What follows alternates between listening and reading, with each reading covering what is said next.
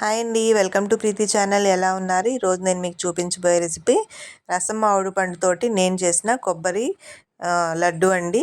Mango కొబ్బరి లడ్డు. ఈ రెసిపీని ఎలా చేయాలో చూద్దాం. మరి రండి, ప్రీతి ఛానల్ నుంచి నేను చూపిస్తున్న వీడియో స్కిప్ చేయకుండా లాస్ట్ వరకు చూసేయండి. ముందుగా పచ్చి కొబ్బరి ఒక బౌల్ తీసుకోవాలండి. పచ్చి కొబ్బరి ఒక కప్పుకి 1 కప్ అంతా షుగర్ యాడ్ చేసుకుంటున్నామండి. మ్యాంగో స్వీట్నెస్ ఎక్కువగా ఉంటుంది అంటే షుగర్ తగ్గించుకోవచ్చు. ఇప్పుడు స్మూత్గా కొబ్బరి పంచదార పేస్ట్ చేసుకోవాలి. చూడండి, ఇంకా బరకగా ఉంది. ఇంకొంచెం పేస్ట్ చేసి పక్కన పెట్టుకుందాం. ఇప్పుడు స్టవ్ మీద కొంచెం నెయ్యి యాడ్ చేసుకొని 1 స్పూను జీడిపప్పు పలుకుల్ని చిన్నగా కట్ చేశాను. జీడిపప్పుని ఇప్పుడు ఫ్రై చేసుకోవాలి దోరగా. జీడిపప్పు ప్లేస్లో మీరు కిస్మిస్ ఇవి కూడా యాడ్ చేసుకోవచ్చు. నేను ఓన్లీ జీడిపప్పు మాత్రమే యాడ్ చేశాను. చూసారు కదా, జీడిపప్పు అంతా కూడా గోల్డెన్ కలర్ వచ్చే వరకు బాగా ఫ్రై చేసుకోవాలి. మాడితే కొంచెం టేస్ట్ పోతుంది. ఇప్పుడు కొంచెం ఫ్రై అయిన తర్వాత కొబ్బరి పంచదార మనం పేస్ట్ చేసి పెట్టుకున్నాం కదా, ఈ మిశ్రమం అంతా కూడా వేసి కొబ్బరిలో ఉన్నదంతా కూడా ఒకసారి ఫ్రై చేసుకోవాలి.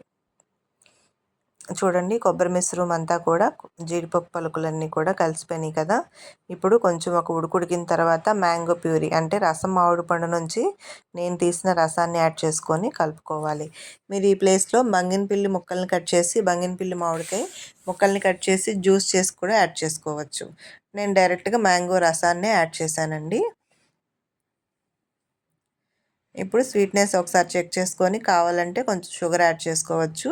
ఈ మిశ్రమం అంతా కూడా బాగా దగ్గరికి పడేటట్టు ఒకసారి కలుపుకుంటూ ఉండాలి. చూడండి, నాన్ స్టిక్ కడాయి మీద ఫ్రై చేస్తున్నాను కదా, ఇదంతా కూడా మిశ్రమము కడాయికి అంటుకోకుండా వస్తుంది అంటే దగ్గర పడినట్టే. ఇప్పుడు మనం స్టవ్ ఆఫ్ చేసుకొని ఒక 10 మినిట్స్ చల్లారనిచ్చుకోవాలి. ముందుగా ఒక ప్లేట్కి నెయ్యి అప్లై చేసుకొని ఈ మిశ్రమం అంతా కూడా సర్వ్ చేసుకోవాలి.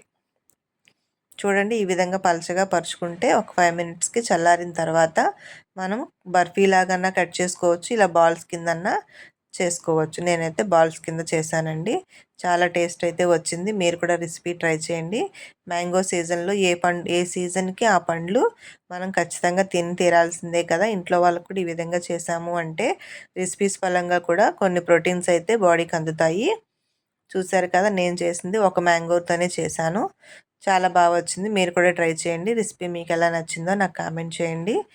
రెసిపీ మీకు నచ్చినట్లయితే మీ ఫ్రెండ్స్కి కూడా షేర్ చేయండి. కొత్తగా చూస్తున్న వాళ్ళైతే ప్లీజ్ సబ్స్క్రైబ్ మై ఛానల్ అండి.